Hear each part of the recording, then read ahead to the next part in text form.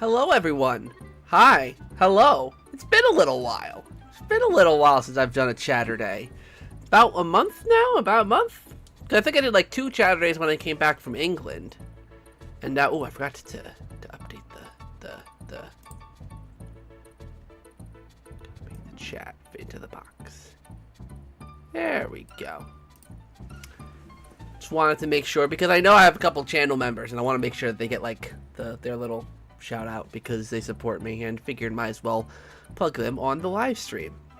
Hello everyone, hopefully everyone is having a very good day. It is Saturday, August 24th, and we got a pretty good show. There's actually a lot to talk about. There actually has been a lot of news. It's been busy. There's been a lot going on.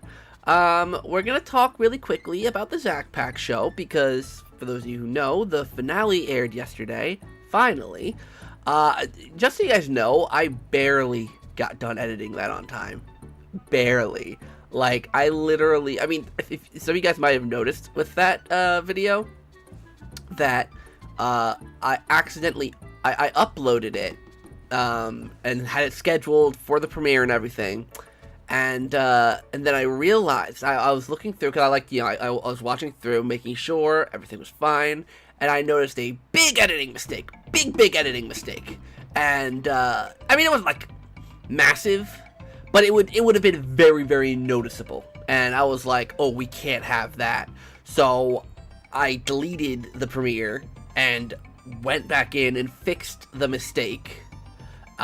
And then re-uploaded it, and I think it uploaded finally like half an hour before the premiere started. So, you know, it was a very last second that I was able to do it. I nearly had to delay it to today, but I was able to get it done, thank God.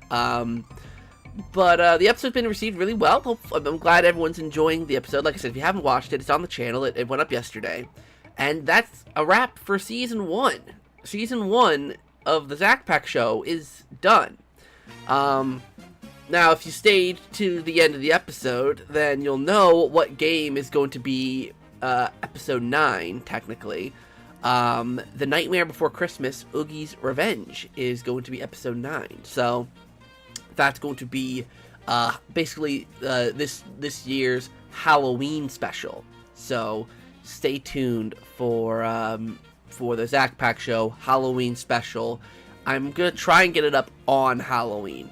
I mean, obviously it's not gonna go after Halloween, but I think because Halloween it's on a Thursday, I'll upload it on a Thursday. We'll do a Thursday episode of the show. Why not? So yeah, Zach Pack show Halloween special coming out October 31st. Yeah. So hey Segun, hey My64, hey Peachy Fanboy. Hopefully you're all doing well today. Hopefully everyone's having a good day.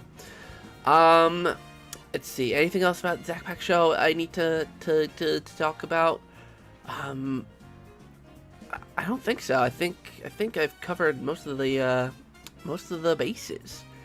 But I'm trying to figure out what I want to do this week in terms of content, because that kind of goes into the last talking point. But I mean, I'm not really gonna talk about these in any particular order, but I'm going to PAX. Ooh, excuse me. Fair warning, I'm just getting over being sick. I've been sick literally for the past, like, week and a half. So, fair warning. I'm still recovering from it somehow. What was I saying? Oh, but I'm going to PAX. So, I've got a whole smorgasbord of content planned for PAX weekend, and I'm trying to figure out if I actually do want to upload something this week before then. Because Friday, thankfully, there's no more Zach Pack show, so, well, not thankfully, the sad Zach Pack show's ended for now, but this Friday, I'm going to upload Mario Party Jamboree, Super Mario Party Jamboree content, because that's like literally the first thing I'm doing when I get to PAX. Is we got the media hour, so there's 1 hour that I'm allowed to go in before the general public is. So Mario Party is going to be like the very first thing we hit up. So I think I've already talked to, so it's gonna be me, Tris, Riders DX, and I think Demeech as well. We're all gonna go to Super Mario Party Jamboree at the Nintendo booth, and we're gonna get that done. I mean, if it's a lot of fun, then I might go back multiple times if it's not too busy. But yeah, so that will be Friday. Will be Super Mario Party Jamboree. Saturday, I'm gonna try and upload The Legend of Zelda: Echoes of Wisdom, like a video on that game, because I'm sure there are people that are gonna be interested in that one as well. I'm also debating. I want to run this idea by you all. I'm also debating doing a live Chaturday at PAX. Like a Chaturday at the convention, where I can take you guys around, show you the show, walk you by Nintendo's booth, and just talk to you there. I have a lot of appointments on Saturday. Let me see what time all my appointments are. Saturday. Let's see here. Yeah, so it looks like I have a lot of appointments starting at 11 in the morning, or no, 10:30 in the morning to 11:30, and then again from 2 o'clock. So yeah, so I've got appointments, stuff I gotta make, but I could probably squeeze in a Chaturday there. So yeah, like I said, Chaturday potentially, and Legend of Zelda: Echoes of Wisdom. Sunday, I don't think I'm gonna upload anything, because I just probably won't have the time to do anything really, because I got a lot of appointments and all of that. Should I say I don't know, there could be, I will say something cool, really cool might be happening. I'm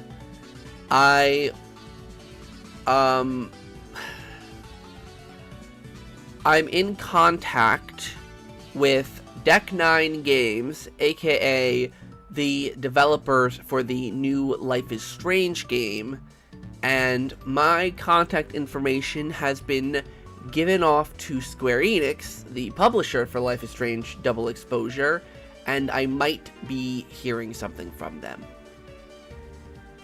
And I think it's related to PAX. So, we shall see. Hopefully, I know there will be a Life is Strange video at the very least. That might come out like Monday or Tuesday, because there's a Life is Strange Double Exposure event on the Saturday night.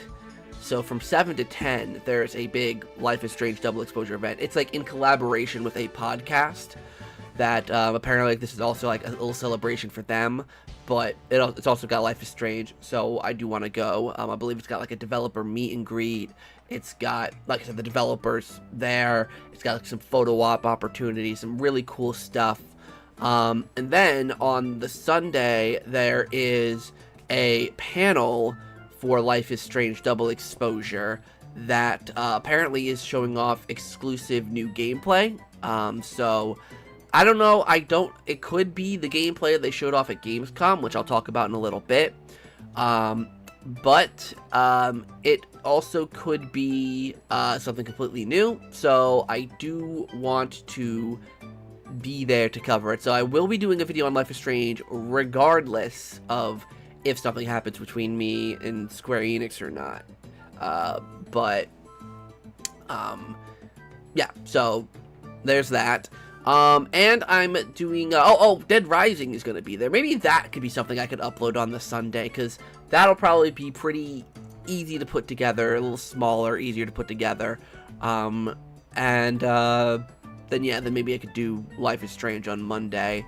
And then, I think sometime later, not this coming week, but the week after PAX, I might do a, I am going to do a video, what I'm calling the Zack Pack Indie Game Showcase, where I'm actually, I got an appointment with, quite a few developers, indie developers, who are obviously making games, and, rather than doing videos on each and every single one of them, which, probably wouldn't do that well, and also would just be a lot of videos.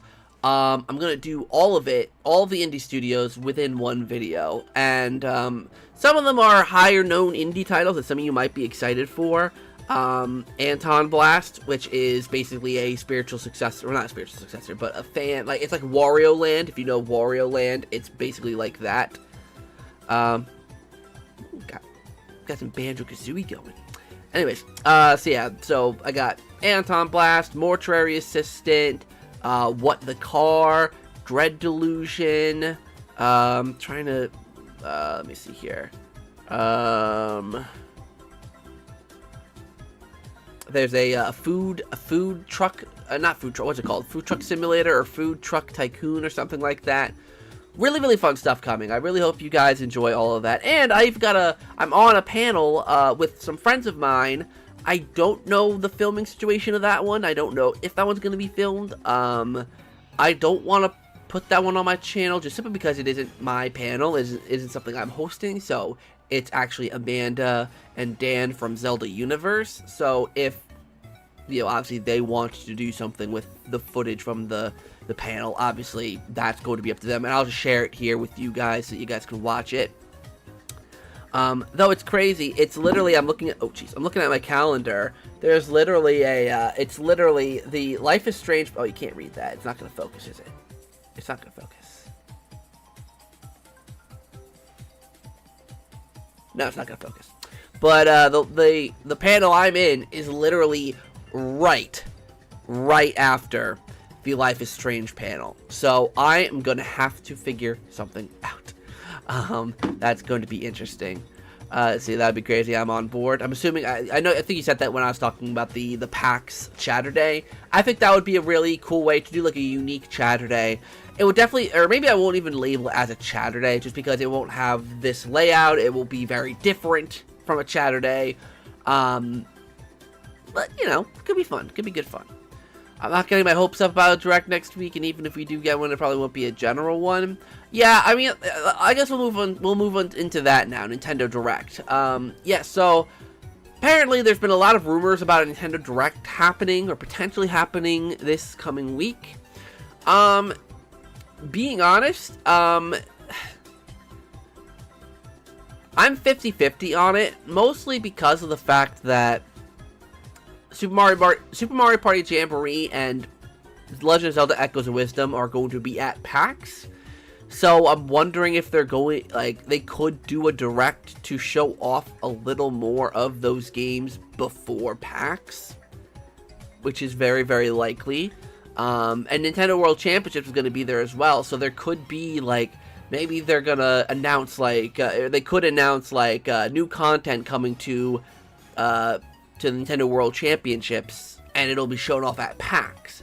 So it's like, you know, they could do something with the Nintendo Direct to link it to PAX, which I think makes sense. I think that's something they would want to do. You know, be like, hey, here are some new updates regarding some games that are coming out, you know, and these are going to be playable for people at PAX. You know, something like that.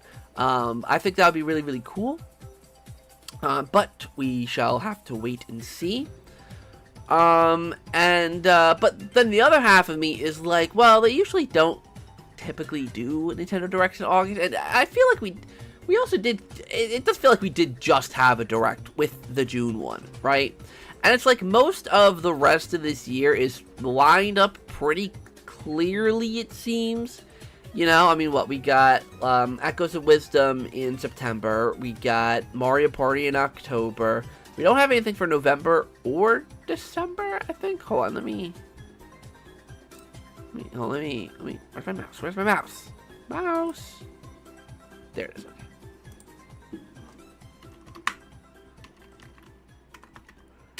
Oh, when does Emio come out? Oops.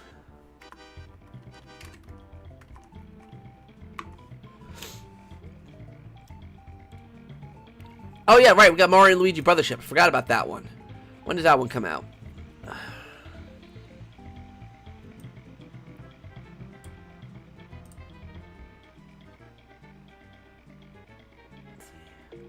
Oh, Emio comes out. Wait. Really? Is Emio...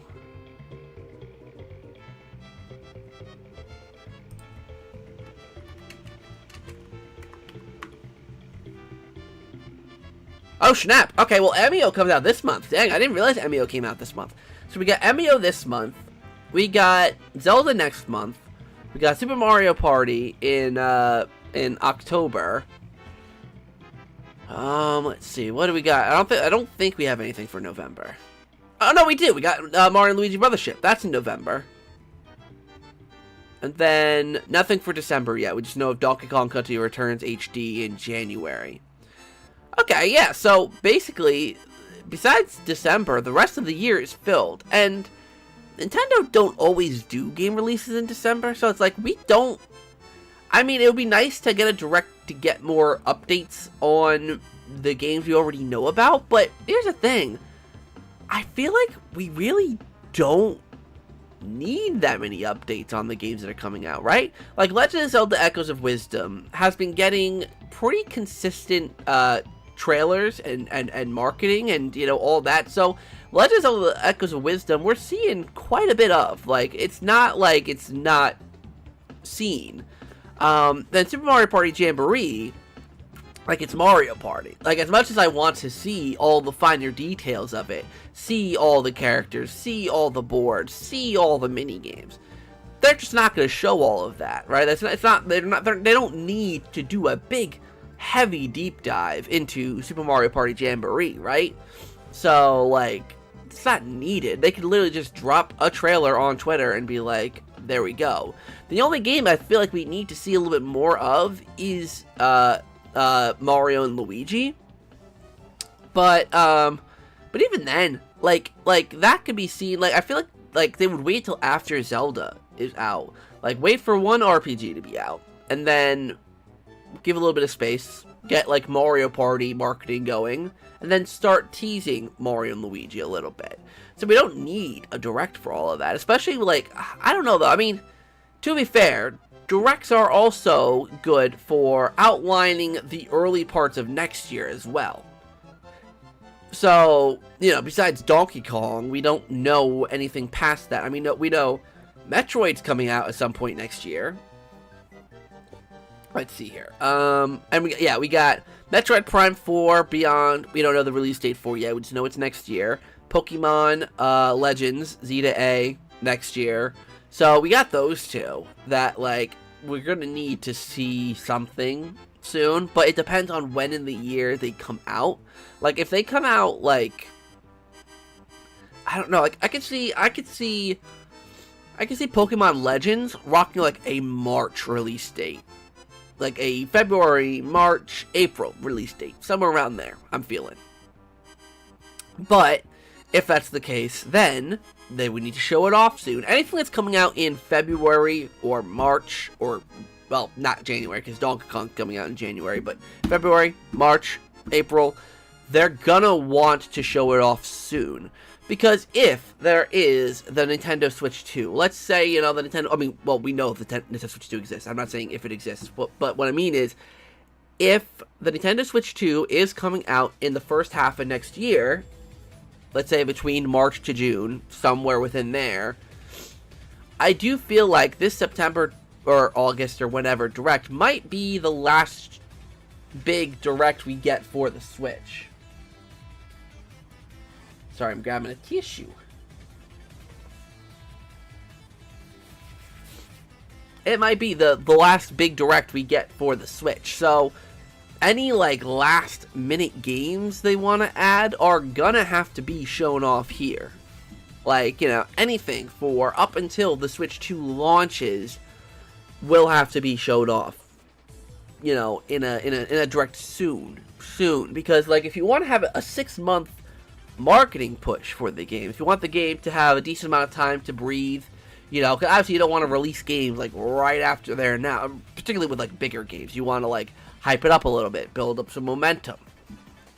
If you want to do that, then obviously you need to give yourself some time. So, that's why I think having an August or September Direct makes sense. Now, is it going to be next week? I don't know. It might be. It might not be. I know there's a lot of people out there who have seen Moon's and Brothership soon. Yeah, Brothership, I'm sure. I'm sure. I have a feeling they're not going to really talk about Brothership until after Zelda comes out. just because they're both RPGs and they'll probably want to just get Zelda out there. They don't want it to be overshadowed by the new Mario and Luigi. But you know. Sorry, I'm just pulling up some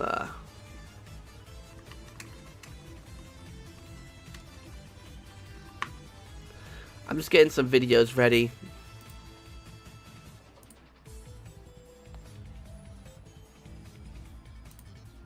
There's some. There's a new Life is Strange video as well. So I'm also getting some stuff ready for when I talk about GamesCom. So just bear with me for a second here.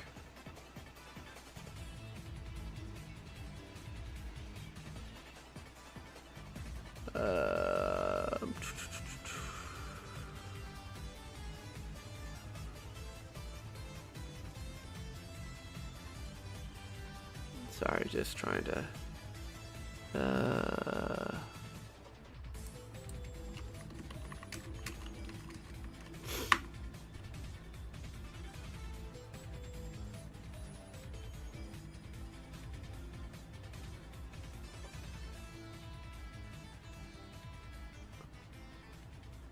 So where is? Yeah, I kind of forgot about Gamescom. Yeah, Gamescom this year wasn't. Nice. Gamescom this year wasn't anything special, really.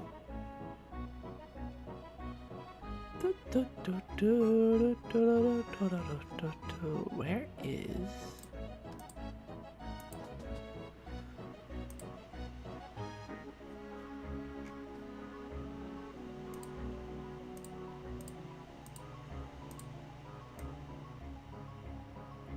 Fallout.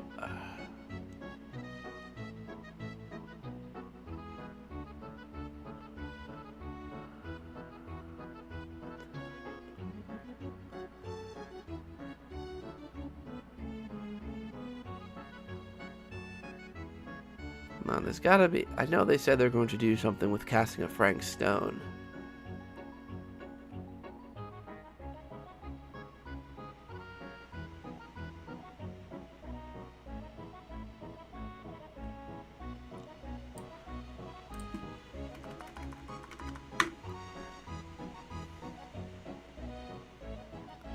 Let's see here. Do this week.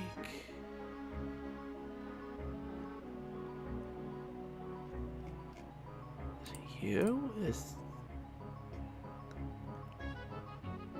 okay. No, I thought there was going to be something on the casting of Frank Stone.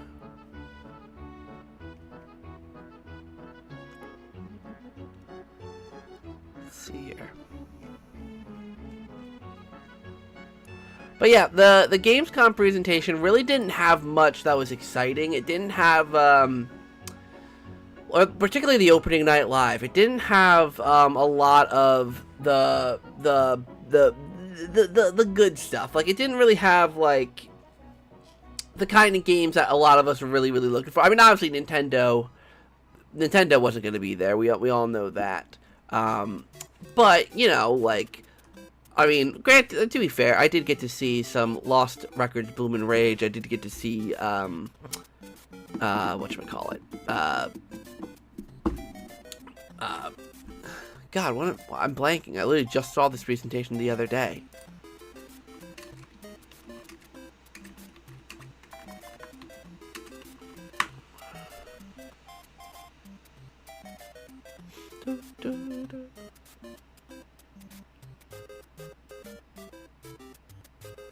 Oh, here we go. Here's the freaking casting of Frank Stone trailer. Jesus Christ. It's very hidden. It's on Twitter.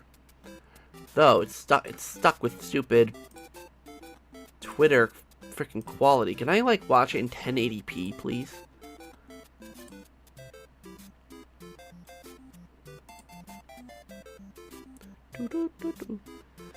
Hopefully everyone's having a good day today. How's everyone doing today?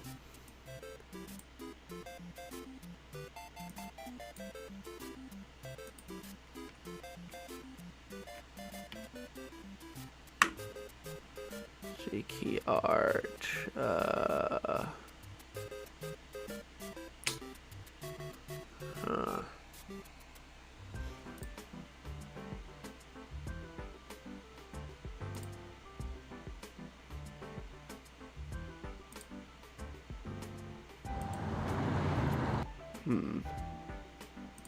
Is this what I was looking for?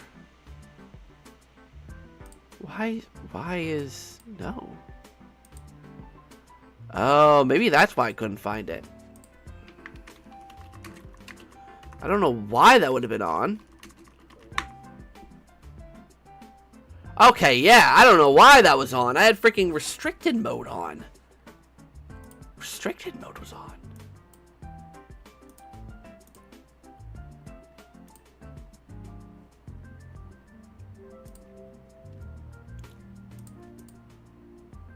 Oops. Let me turn off the music. So I'm gonna start looking into some of these trailers from Gamescom. Let's see. I found it weird how we haven't heard of people about the new Rugrats game. Funny enough, I actually did get an email about that. I actually got an email about the new Rugrats game. It's going to be at PAX West, so I'm sure they're lining up for it to be released soon. Alright, so this is, why is... Hold on, sorry.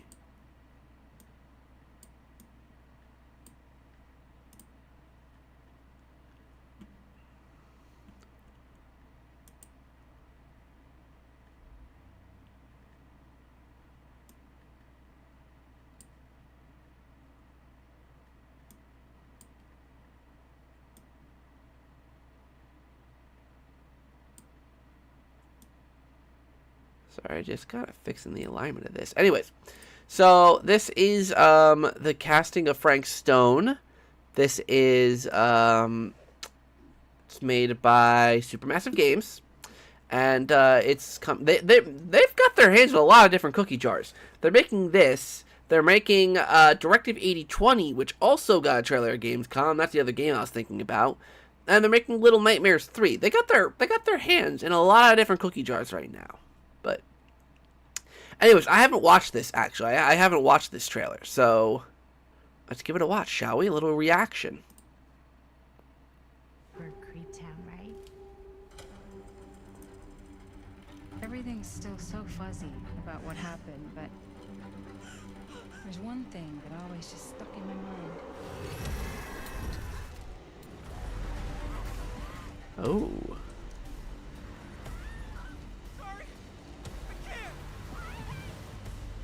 Okay, so you could go to different choices that you made and redo it. This is right where my dad came face to face with Frank Stone. I think you're starting to see what we're up against. Your call, Chris. Oh, so the Twitch chat can choose. That's cool. So you could play this game with Twitch. It looks like, and your audience can choose what choices you make. I don't know what I expected, but it wasn't this. After 40 years of pain, why would you choose to live with more? Plunderer's Instinct. Oh, okay. That I'm guessing shows you where. See, Anthony, you search, find hidden collectibles. Okay, so that tells you where collectibles are. Okay, are you? I'm sleepwalking through a nightmare, and I just can't seem to wake up. There's no reward for me when I've done what I've got to do. 8mm camera. Sense the cosmic danger that awaits. I'm assuming that's said. Ooh, couch co-op. Controller passing makes sense. I can't live like this anymore. I can't live in this nightmare. Give me some Ghostbusters vibe. Yeah, so this game, actually I'll explain a little bit. What is that? So yeah, so this game takes place in the universe of Dead by Daylight, which I've played a little bit of. I haven't played too much Dead by Daylight. But basically the premise of this game is there was a film that was made, I want to say it was like, or not a real film, but in-game film that was made in the 70s, I believe, or something like that, or the 80s. And it was like a movie that I believe like was either really popular or just really notorious or whatever. And it all took place at, I think it was called Cedar Mill or something like that, which was like a steel mill. And now, modern day, these four, I think, like, amateur filmmakers are going to the mill to try and get some footage. I don't know the exact details of the story, But it looks really cool. It's like a, I mean, obviously, if you play like Until Dawn or The Quarry or The Dark Picture Anthology, like you know the beat of what this is. It's just taking place in the universe of Dead by Daylight. What's interesting is that Frank Stone, I'm pretty certain, is not a killer in Dead by Daylight, because Dead by Daylight is like it's like an asymmetrical online multiplayer horror game where one person takes control of a killer, and then there are 4 survivors who are trying to turn on a bunch of generators to defeat the killer, or to escape the killer. And Frank Stone, even though he seems to be the killer in this game, is actually not a Dead by Daylight killer, from my understanding. I do wonder if they're going to bring him into the game. I know they're doing something with Dead by Daylight, like in the game Dead by Daylight, in collaboration with this game, obviously. I believe like all of the main characters here, I believe all of their clothing options, all their clothes might be able to be worn by certain survivors. But I would really hope they'd add Frank Stone as a killer. That would be like, I don't know, like that would just be really, really cool. Like that would just make sense to me, to add the main killer as a killer in Dead by Daylight. But no, I mean, the game looks really good. The graphics are insane. So I believe these are the old, so there's like the old movie and the new characters. Obviously these aren't the new characters, these are, I'm assuming, the old characters. What happened, but I have no clue. there's one thing that always just stuck in my mind. So yeah, so there's one of the characters, don't know her name. So yeah, so this mode's really cool. So it looks like, okay, so it looks like it tells you what collectibles you found, and all that, and there's different branching paths. Oh, that's cool. It tells you the stats of like what percentage of people actually made that decision. I love when the games do that.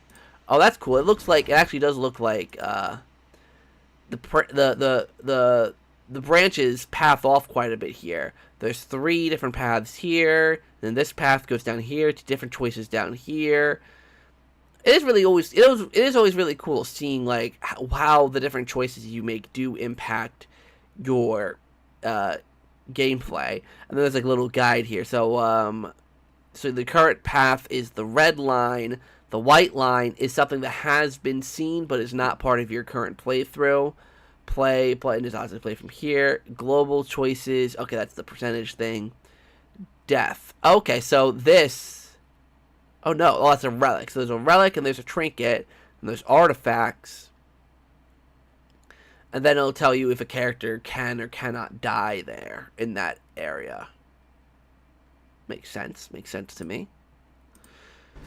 So, oh, that's really cool. The decision maker, I just realized, is like a countdown timer, like one of those old cinema countdown timers. That's a really cool touch. I really like that. This game is looking really freaking good. Like, this game is looking really good. Was there a release date for this one? God, September 3rd. Jesus Christ, that's coming up really soon. That's literally, what, not even 2 weeks. Oh my God, 2 weeks away? Really? Oops. Shut up, me. Is that literally 2 weeks away? No, that's the day after I get back from PAX. That's in like a week. God damn it. I did not realize that that game was coming out so soon. Yeah, we're like a week and a half away from Casting of Frank Stone coming out. Jesus Christ. I did not realize that game was coming out this soon. Holy crap. That just made me like 10 times more excited for it. I didn't realize the game was coming out so soon. I mean, like, I've been so spoiled with like games I'm excited for this year that I just completely, not that I forgot about this game, but like it just slipped by in my head that it was coming out next month. Like, holy crap. Excited for that game? Yeah, it looks really, really good. It looks really freaking good.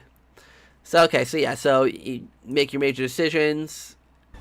and then you can change it. Then you can go back and change it. Yeah, makes sense. Oh, wait. Jamie. Wait. What? Oops. Didn't mean to do that. Did it say Jamie saved Robert? I'm coming!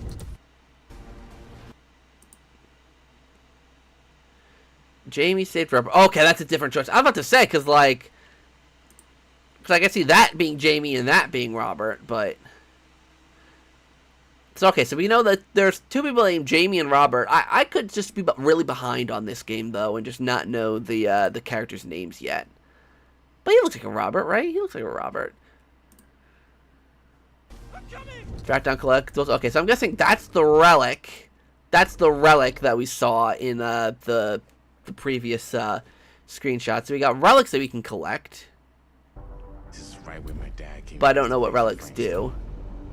I think you're starting to see what we're up against. It's the in-game Twitch iteration. This is pretty cool. I mean, I don't stream on Twitch anymore, but Your call, Chris. oh, and there's Chris. Okay, I heard that. There's a Chris as well. So there's Chris, Robert, Jamie, and I'm assuming one other person. So yeah, so Twitch viewers can vote on all choices. That's pretty freaking cool. I mean, it kind of like minimalizes what the streamer has to do. But actually, that's kind of a cool thing. Is that because the Twitch streamer will have to do everything else. They'll have to do the gameplay, the QuickTime events. So basically, the Twitch streamer is just reacting to the decisions that their audience makes. That's actually a pretty cool feature. Not gonna lie, that's actually pretty dang cool. But it sucks. It's only. I'm assuming it's exclusive to Twitch though. I don't stream on Twitch anymore, at least. Drugstore. I don't want to risk missing our chance. So yeah, so they're the characters again. These are the modern characters, I think. But then again, they're kind of dressed like I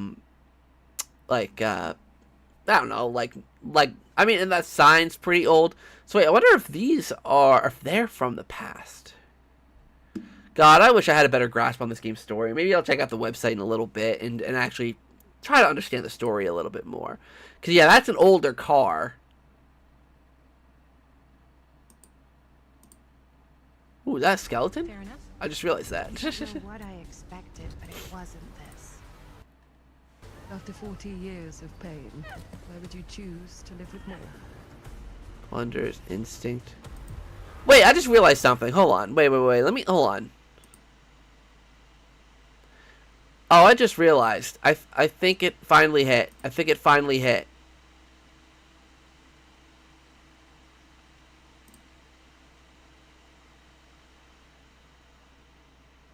Are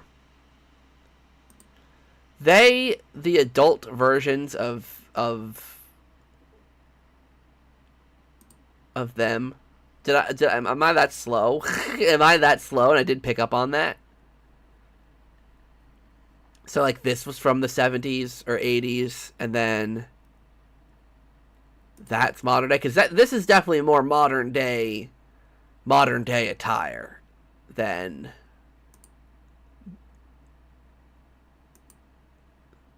Come on. Than this. Dude, I'm slow.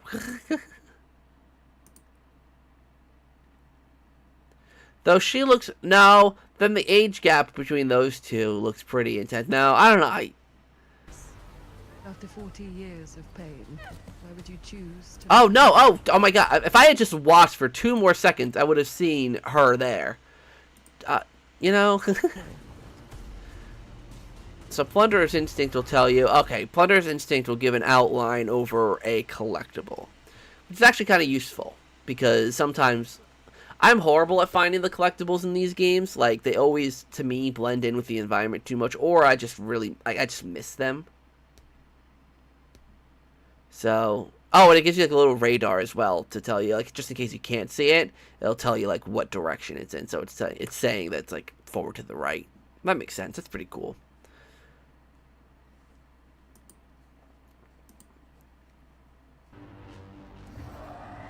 You're not okay, are you? I'm sleepwalking through a nightmare and I just can't. So are there more than 4 characters? Are there more than 4 characters? Because, like, my when I first saw this game, or not when I first saw this game, but I remember there was a trailer that came out, like, maybe, it was a few months ago, I think. And one of my concerns was, or not even concerns, but I always love when these games have a lot of playable characters that you can, like, choose, or like, you know, you have to keep a lot of characters alive, because, like, you know, when it's 4 or 5, it's like, okay, you know, 4 or 5, but I like it when it's like 7 or 8, like, you know, like Until Dawn has and The Quarry has. The Dark Pictures anthology typically sticks to 5 characters, so given that this isn't a Dark Pictures game and is its own bigger thing, maybe there's going to be like 4 kids, 4 adults, and by kids I mean like teenagers. That, again, makes me much more excited because you have more characters, and I think, okay, if you can play as more characters, then that'll be really, really cool. No reward for me when I've done what I've got to do. 8mm camera. Sense the cosmic danger that stalks you. Wait, what? So this is... What is that?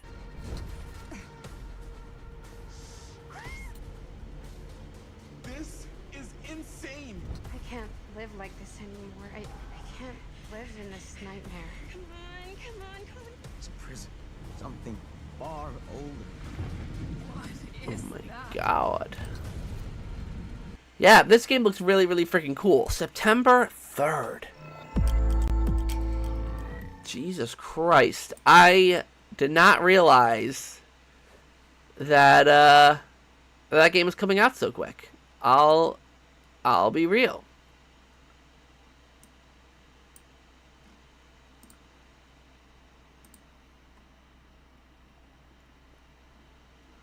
See, I'm trying to see if I can find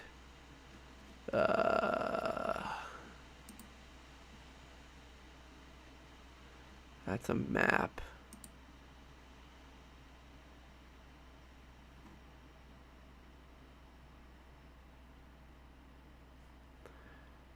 Okay, hold on, here we go. Okay, so the deluxe edition comes with, let's see, the Casting of Frank Stone deluxe edition comes with the base game, pre-order bonus, instant access to the Plunder's Instinct feature, so the thing that lets you see the collectibles nearby, instant access to the Cutting Room Floor feature, 8 exclusive costumes, which I believe are these. So I think there are 8 characters. There's like the 8. Well, these are all adults.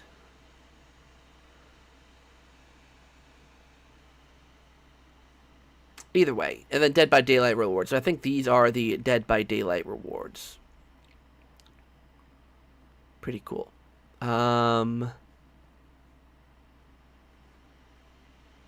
Decision make.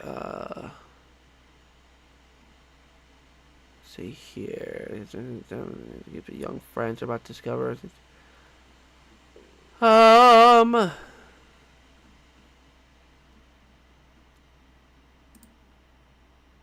go to the game overview. There's a trailer. Game overview. A dark, branch-packed narrative lies before you. Your decisions pen the script. The only thing standing in your way, or the only thing standing between life and death for a group of young filmmakers. Change reality with your choices, unlock new paths with your actions, and discover what horrors your final cut may hold. In a story where every move matters, actions can speak louder than words. Explore a cinematic nightmare, testing your wits as you solve environmental puzzles and react to quick-time events.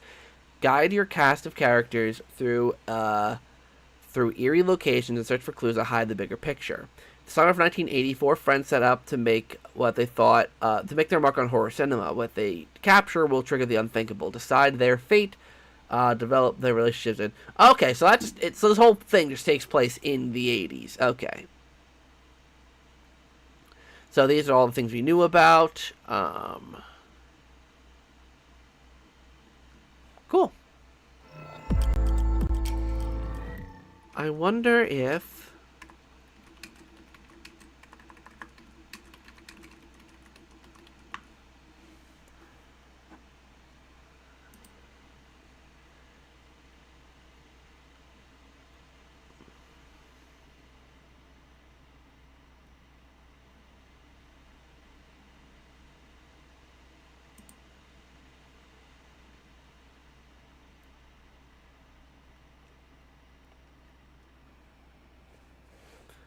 see here. I'm not seeing anything. Okay, whatever. Alright, doesn't matter. Now, we're actually going to react to something else before I head on out of here.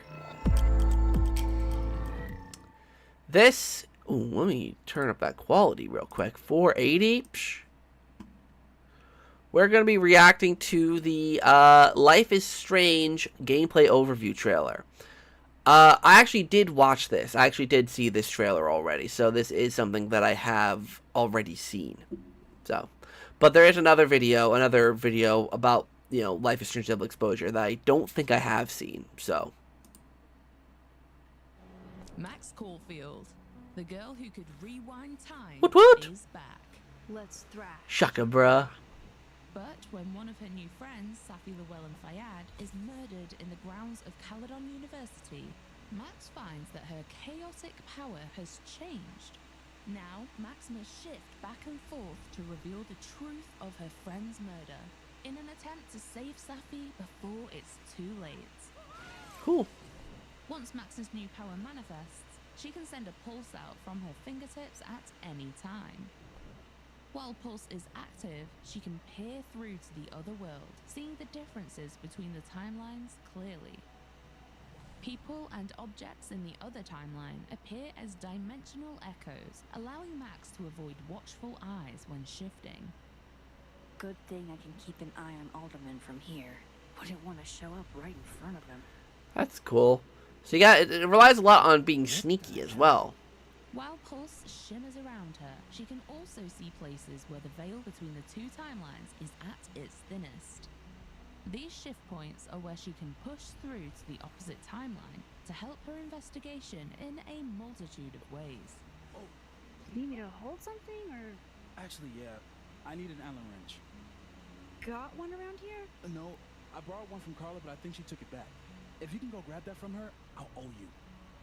This could be to solve a puzzle, convince a character to reveal a secret, or retrieve an object lost in one timeline by borrowing it from another. Better give this wrench to Moses. Shift points work in both directions, so you can shift back and forth from the same spot.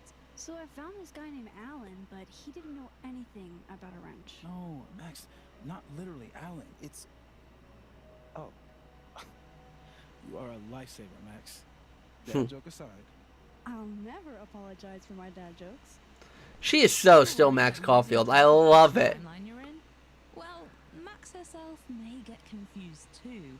Have you talked to Reggie since yesterday? Reggie? Crap. Wrong Huh. Loretta, Max. In the options, Oh god, there's a lot of accessibility settings here. Longer choice times makes sense. Camera assist, camera shake, simple power effects, major choice confirmation, skip gameplay, hotspot pinging, hotspot sound and range, alternate power controls, power UI indicator, display time. Jesus Christ, that's not even half the list. indicator every time you shift, confirming the reality. Okay, so that's you've what just that arrived is. in. As well as there being visual cues such as cheery Christmas decor in the timeline where Safi is Makes alive. sense. Most importantly to Max's investigation, everyone you meet has an increasingly divergent duplicate in the other timeline. Depending on which timeline you're in, they'll react to Max and her probing questions very That's kind of differently. cool. A grief-sodden conversation in one timeline may unlock an unexpected heart-to-heart in the other. Grief is hard. The trick is not to let it change your character. Everyone at Caledon is hiding something, and Max is the only one with a viewpoint unique enough to unravel those secrets, and the determination to reach the truth at all costs. Everybody's talking about her like she had a heart attack or a car accident. But she was murdered. Someone murdered her. I don't know how we're expected to just be okay with that. Dude, Hannah Tell is so freaking good. So much danger. The fates of her friends and of two timelines are at Max's fingertips.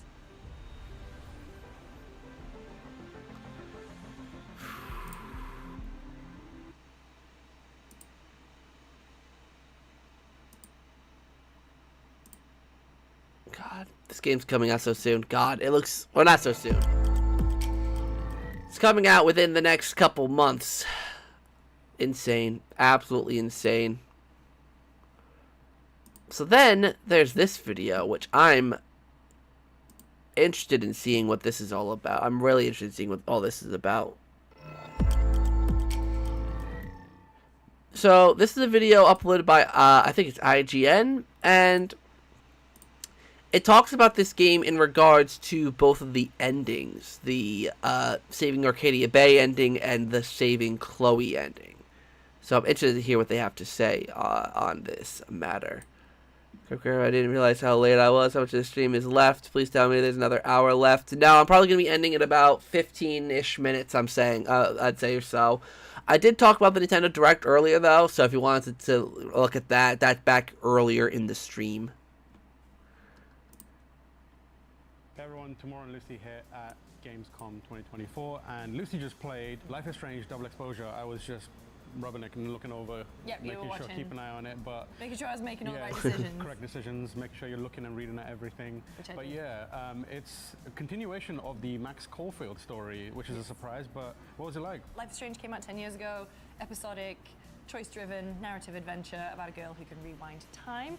I was not expecting to see Max back. However, at this point in her life, she is in college, and her best friend is murdered, and basically she tries to rewind time and figures out that she can't do it anymore. What she can do is slip into an alternate timeline where that doesn't happen. Yeah, so she hasn't used that power in a really long time. No. And then she tries it, and it's like, it's evolved into something else. Yes, and so what's interesting is that, you know, the end of the original Life is Strange, the end of the 5th episode, like, a pretty big world, or at least town-altering event happens.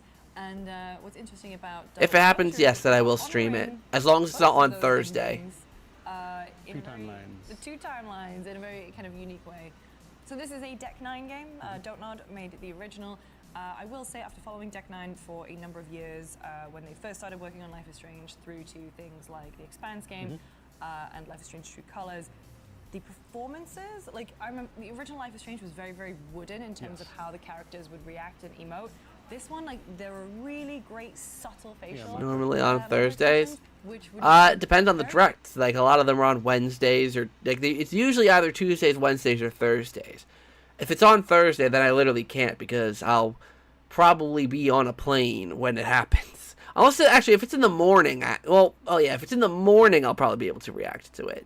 Which it typically is in the morning. So yeah, maybe I would be able to react to it if it's on Thursday. Very, very impressive. I was playing a little bit in Chapter 2, and so now the police are getting involved, and one of Max's friends, Moses, had taken what could potentially be a piece of evidence, and so Max has to use her shifting power to kind of get this piece of evidence before the police finds it. If you've played the medium, I guess would be a very easy sort of analog with the dual timeline thing, and like some things will be in one timeline, not in the other. So I was shifting back, and you can only shift in certain areas too. Like there's a little glow, you can go over there and shift, and it was pretty quick, pretty seamless. But yeah, some things will be in one timeline and not the other. And I was going back and forth to basically solve a rudimentary sort of puzzle. To figure out where this contraband was, to make sure that my friend didn't get in trouble. As someone who liked the original Life is Strange a lot, it was really nice to see a lot of throwbacks. Max obviously has a mobile phone. She has texts from other characters who you might recognize or remember from the original game. It seems it's very much got that Life is Strange DNA. Like I felt like I knew immediately what I was supposed to do, how I was supposed to do it. As someone who was just watching, the thing that really stood out to me was Max as an older character is very interesting, because she still has a bad joke. She has her bad jokes, which are funny, but there's a guardedness around her where you wouldn't expect that from someone who's been through what she has. So like it's really interesting the way they characterize her, and they do have a lot of other strong personalities. One that really stood out is the police officer that's investigating. Alderman. He already has this kind of like almost sleazy vibe to him. He's very disrespectful of like Moses and slightly to Max. And it feels like they're setting up a... Do you think we'll get more boards into Mario Party Jamboree DLC? I'm not holding out hope on DLC for that game. I'm not holding out hope for that. More boards? Possibly, but I'm fine with 7. 7 is a perfectly fine number, to be honest.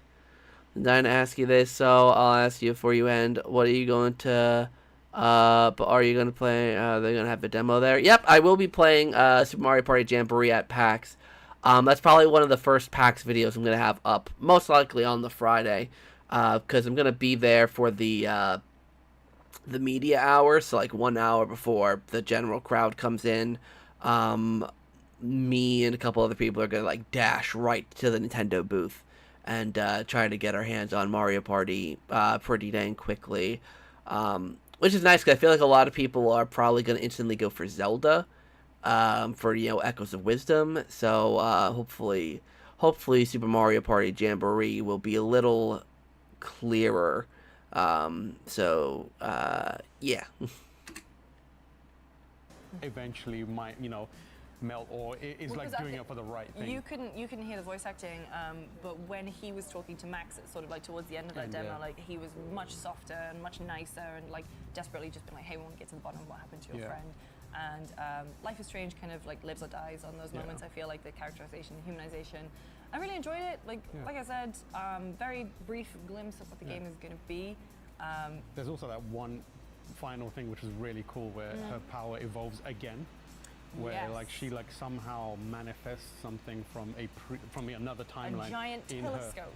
Which was just in parts in front of her, and then she's like, damn, I wish this telescope was there, and it pops up, and she's like, oh.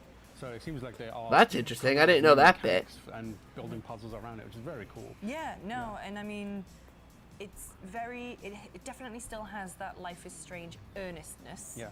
Kind of the bad jokes. You know, there's so many things to interact with, and it's definitely still... I'm going to be doing Jamboree with viewers on launch day, like you do Superstars launch stack. I might pre-order the game, but I'm probably going to do it last minute. I'll probably do something Jamboree with viewers on the day. I know I'm already doing something on launch day, but, like, I might do, like, a round of, like, Coopathlon or something, like, before I have to do the I think it's Mario Party Madness. We're doing something. But yeah, it's still unclear what I'm going to be doing when Jamboree comes out. It's still kind of up in the air. Sort of texture to it in terms of, like, some of the accoutrement in the actual game itself, but I really liked what I played. It felt kind of like coming home. Like I knew exactly what this game was and how to interact with it. And so I'm very intrigued to see more. Obviously, I really hope that the mystery at the end of it is really good, and I really hope I get to make some really impactful decisions, like pancakes or waffles. That was facetious, but there are some really big decisions from the original game that I really enjoyed and like really stuck with me. And so I really hope to see more of that. Yeah, very excited to play more of that, especially with Deck 9 having gone through so many games before that. Their writing has improved massively, so has their like performance and the way they put games together. But yeah, we'll see more of that game in the future, we hope, and we'll bring you all of our Cool. So yeah, that looks really, really freaking good. On the Rainbow Galleria board. Yeah, that board looks really, really good. Yeah, there's so many freaking great games I'm so excited for coming out this year. I mean, now knowing that freaking Frank Stone comes out in a week. God. So Frank Stone, I'm probably going to have to... Yeah, I should probably pre-order that today.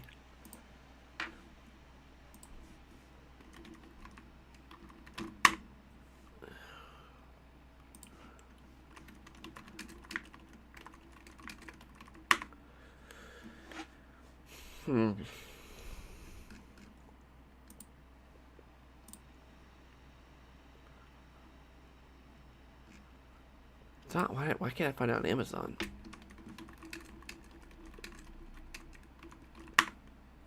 Oops.